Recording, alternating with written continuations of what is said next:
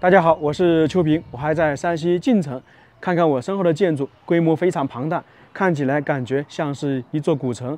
其实啊，它是一个村落，也是一座古堡，中国北方第一古堡，历史非常悠久，差不多有400来年的历史了。从它的规模、建筑形式来看的话，很多古城都比不上它。就像它的那个城墙啊，高度最高的地方达到25米。反正我迄今为止也没有看过哪座古城的城墙有那么高。这个城墙是一部分，它里面呢还有很多其他的，像长冰洞、暗道、地牢、水牢等等，应有尽有。反正一个古城里面有的东西，它这里啊基本上都有的。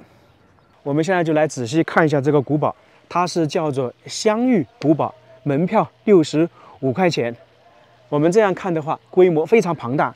从这边到那一边，就是东西走向的话，我看起来感觉都有将近200米啊。它本身古堡是坐北朝南的，在这个古堡前方呢，还有个护城河。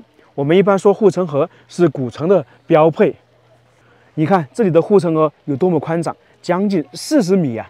这比很多古城的护城河都更大，就证明可以这样说。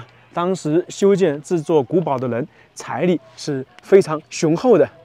你看，它下面是用了差不多5米高的那个石头堆积而成，然后呢，上面是城墙。古堡啊，被这个城墙围起来。我看了一下资料，这个城墙的总长度大概达到2.3公里。在这个城墙上面可以看到有很多孔，感觉像是窗户一样。这里有，那边也有。那这些呢，并不是观景的，而是处于防御的。里面呢是有通道，算是一个长冰洞。我们也可以说是暗道。假如说敌人要攻打这个古堡的话，先要过护城河，过了护城河，他要从那里攀爬上去，那么在那个孔里面的人呢就会回击。设计的是不是挺精美的？它这个城墙就有2道防御，一个呢是那个长冰洞那些窗户，在这个城墙上面还有垛口，等于是呢，单单这个城墙就有2个简单的防御。这个古堡可以说把防御是做到了极致。现在是站在这个护城河上的桥上面，以前肯定是没有啊，肯定是现在为了参观方便修建了这样一座桥。这就是南门了，整个这个古堡是坐北朝南的。大家看一下这个南门宏不宏伟啊！感觉就像是一座古城的城门，甚至可以说很多古城的城门都比不上它。这边还弄了2个小的塑像，这是欢迎大家前来。我们在旁边看一下，这一块呢就是古堡的城墙了。你看，起码有7米高，而这边的呢肯定是有10多米高，单单下面这些石头可能都有6米左右吧，然后加上面砖结构的那个城墙。那一边呢更高，那一块还有山，依据山来建造。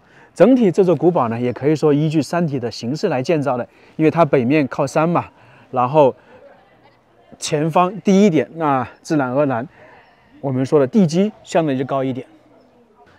当然这一块是经过修缮的，原本肯定有所区别。回过头看一下这个桥梁，在以前呢，这个护城河上面一般都是木板的，可以吊起来的，就包括现在这个平台，以前应该也是河流的一部分。进这个古堡之前，我们来说一下这个庞大的古堡是谁修建的。它是始建于明朝万历40年，好像是公元1614年，到了崇祯7年，公元1634年修建完成，大概是20年的时间，是当时的明朝户部尚书和督察院右都御史2兄弟打造的，就相当于2兄弟啊都在朝廷任大官。大家都知道，明朝万历时期已经算是明朝的晚期了，特别是万历后期啊，天灾比较多，灾荒连年，那各地呢出现了不好的情况，这样灾荒比较多，土匪就比较多了，就会出来抢夺一些财产。那作为朝廷的大官，特别是户部尚书，他更是知道全国的情况，因为他掌管全国的钱粮，肯定知道他这个财政非常不好。这些大官他们又经常熟读史书，知道这种天灾比较多，灾荒比较多，全国各地呢情况不稳，中央财政国库没什么钱，这个王朝呢很容易出问题。那在这种情况下呢，他们就决定啊，在这个老家修建这样一座古堡，说是组织村里面的人一起修建这种古堡，修建了差不多20多年才修建完成。说到这里，我们就说一个题外话呀。你像明朝中后期，国库没有钱，特别是到了崇祯的时候啊，要打仗都拿不出来钱，而户部尚书、督察院右都御史两兄弟却能建起这么庞大的古堡豪宅，这个可不是简简单单的一些钱财就能修建的。朝廷没有钱，国库没有钱，而这下面的官员确实有钱。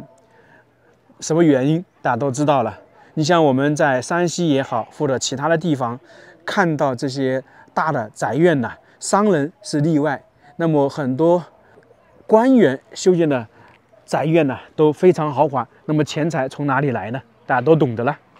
很多人都说明朝灭亡的原因是皇帝不作为，是崇祯不行，是天启不行，是万历不上朝。那其实他们也只是占到了一部分，那还有深层次的原因，大家可以去了解一下，我们在这里就不细说了。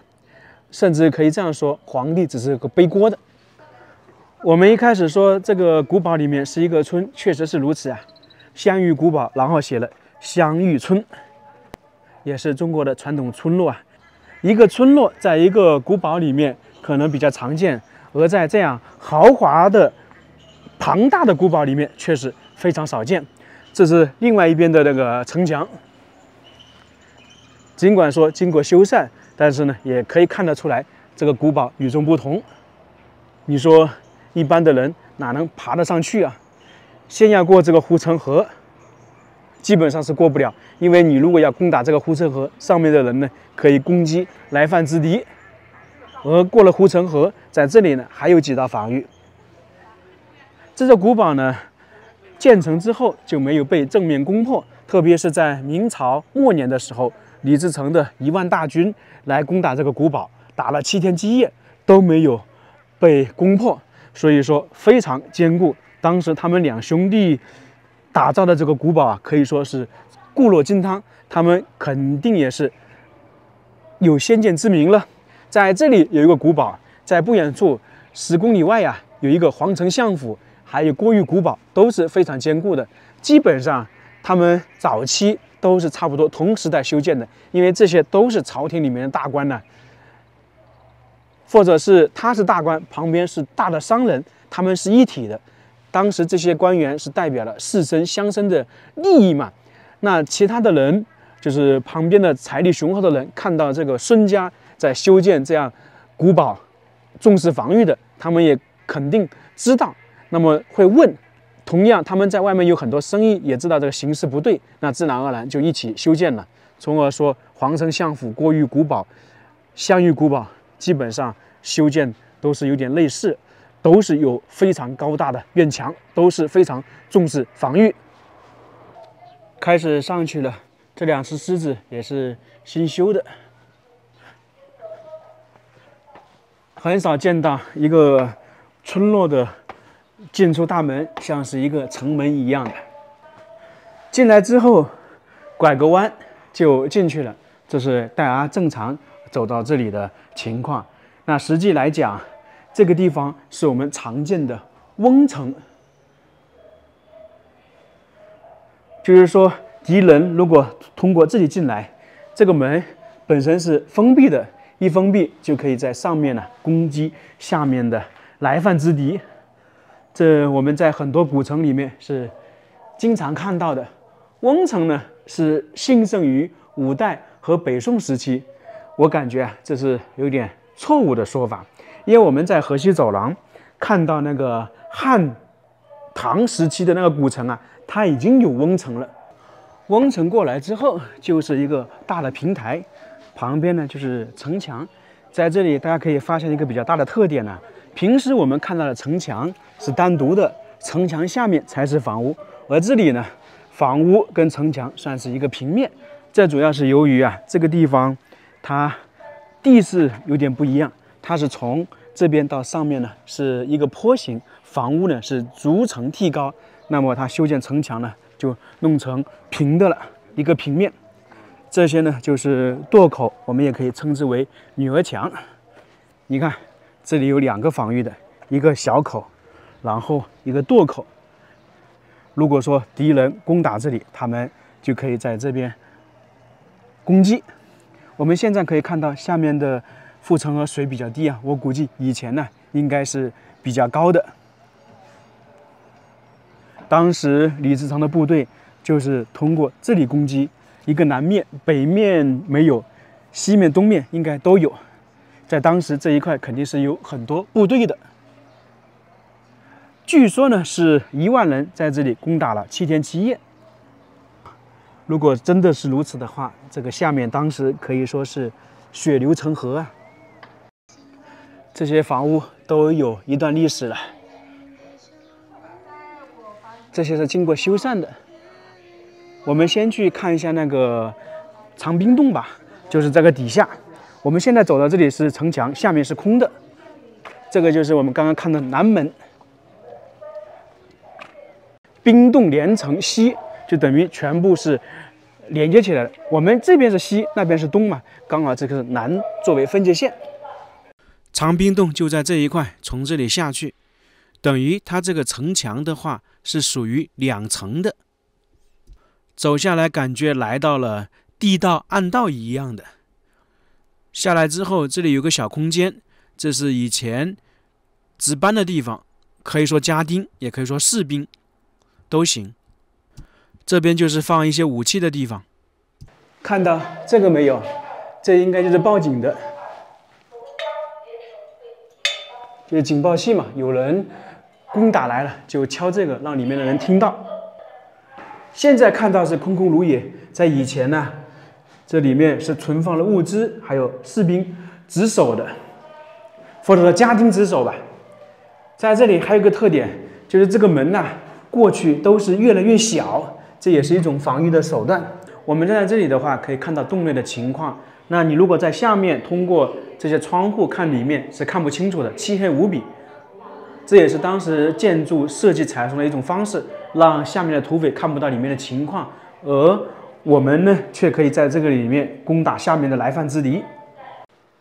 这个长滨洞是贯穿了整个城墙的，在南面这一块估计有200来米，它这个背面呢是那个石头。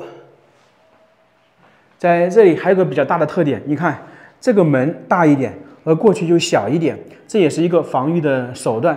比方说，如果敌人通过那个城门攻进来，他进入到这个长滨洞，那么他肯定会往前攻击嘛。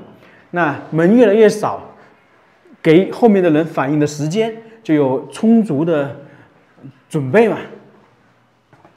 这就小了很多，只能过1个人，前方那一些还能过2个人。这个长滨洞呢，并不是只有刚才南门或者是最边上有出入口，它中间也是有的。你像这里就是，从这里可以去上面，这里写的是运兵通道，那么就是有紧急的事情的话，可以通过这里下来。攻打比较猛烈的话，有损失，那么上面的兵员会源源不断的下来。一个呢是运送物资，一个呢是更换人员，还有呢是值班的人也要更换嘛，不可能都是从入口或者终点那里进出。那这个也是一道门了。现在看起来这个门是简单，我猜想以前的门应该绝对是比这里厚的。这里也算是一道分界线，也是一道防御的。敌人呢，如果是从那边攻打过来，把这个门一关，那这边呢可以有点反应的时间，反过来也是一样的。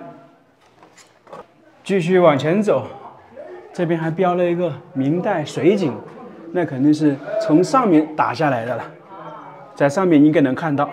这边还有个火把台，这个设置的非常巧妙也刚好是在墙壁这里挡住了，这边能照明，而外面呢又看不到，里面是亮的，这也是一种防御的手段。我们就往回走了，现在继续往前走，我们去看一下最边上的那个瞭望台，这些都是老房子啊。这里有一个水井，刚刚我们说的水井就是在这里一直打到下面，只不过现在是封闭了。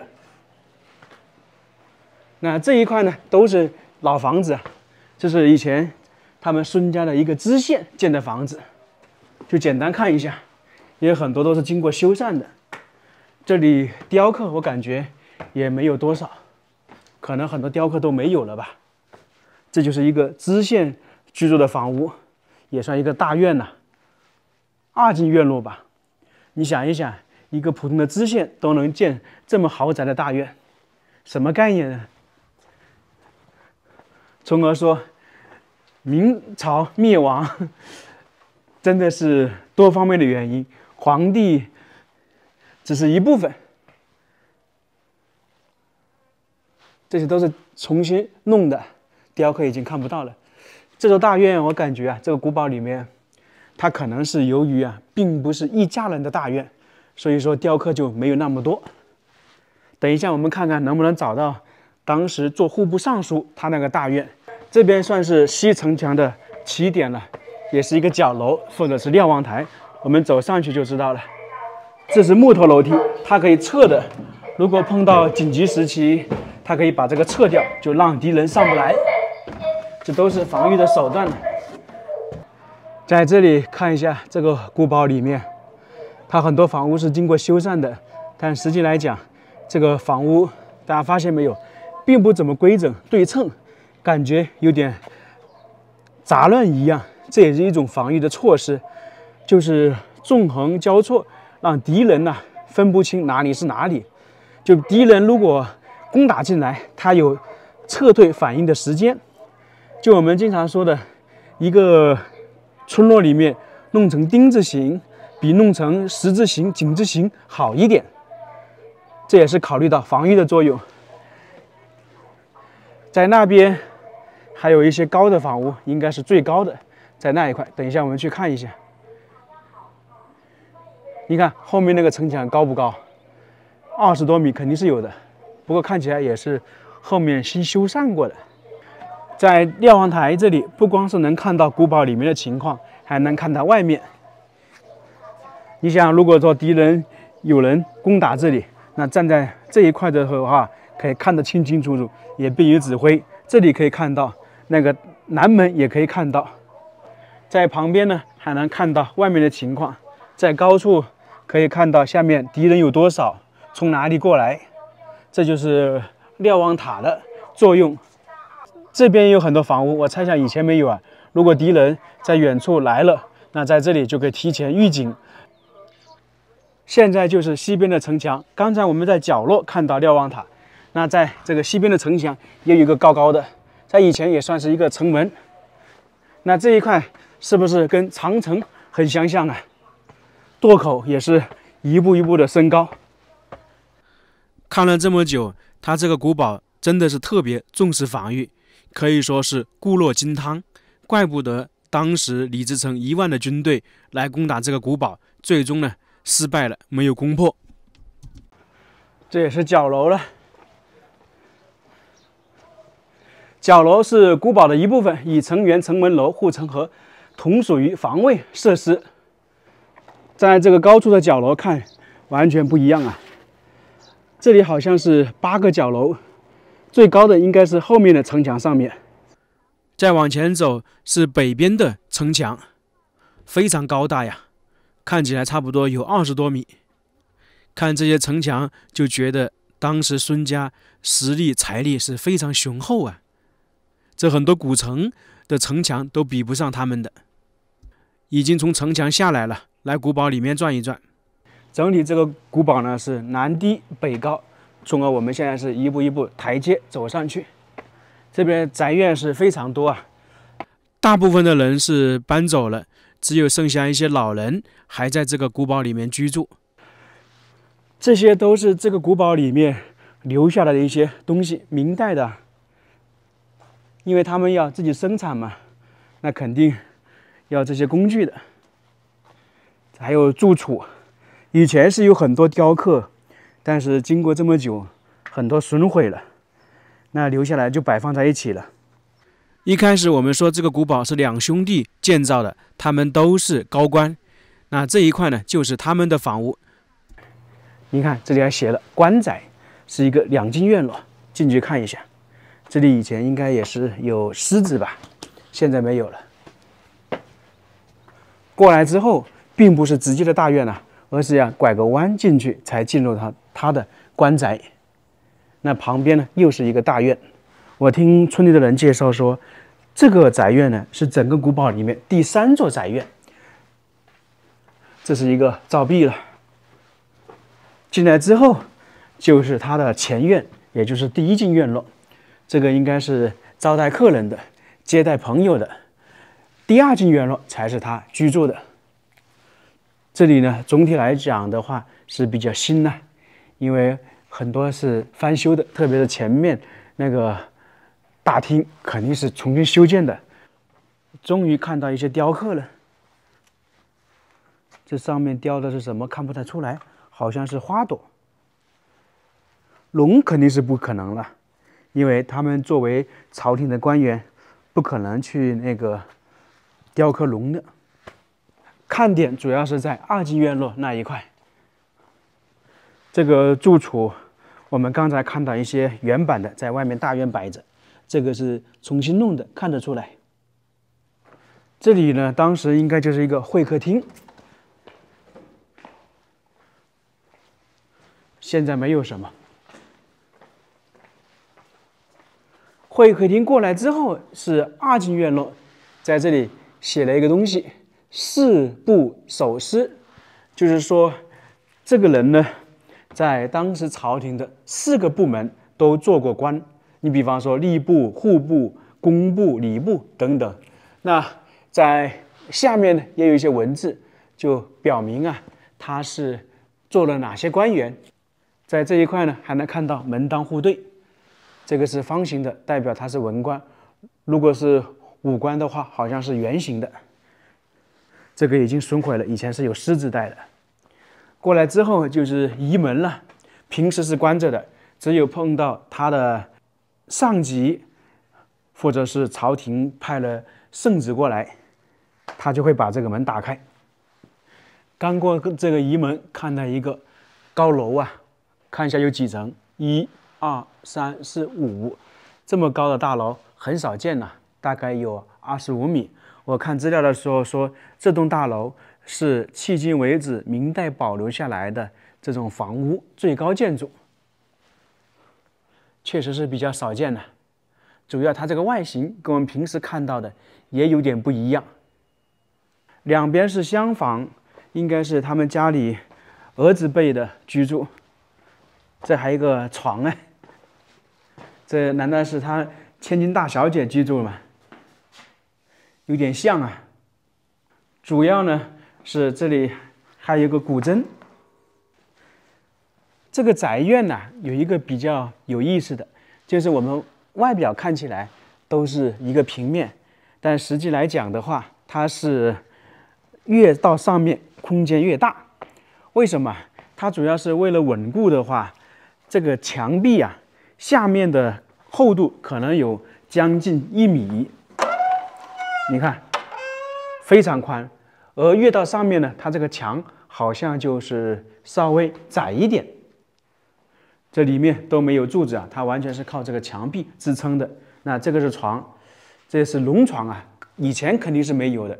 它作为皇帝下面的大臣，床不可能放龙啊，都肯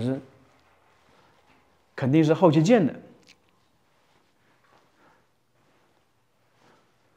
这边是他的书房，反正以前的布局不知道是不是这个样子，现在是如此的。这个大院我们就简单看一下，现在准备出去了。这边巷子非常多啊，纵横交错的，有大有小，这也是防御的作用了。总体而言，这个古堡呢，我们主要可看的地方或者比较有意思的，就是它的防御性、它的城墙。而这个里面的内部大院，其实相对来讲就没有特别多的特色。总体来讲，这个古堡就是为了安全、为了防御而修建的。不光是城墙修建的好，内部呢设计的也是非常巧妙。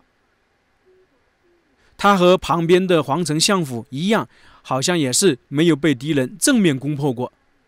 今天也算是大开眼界了。那这个视频就到这里了。非常感谢大家，我们下个视频再见。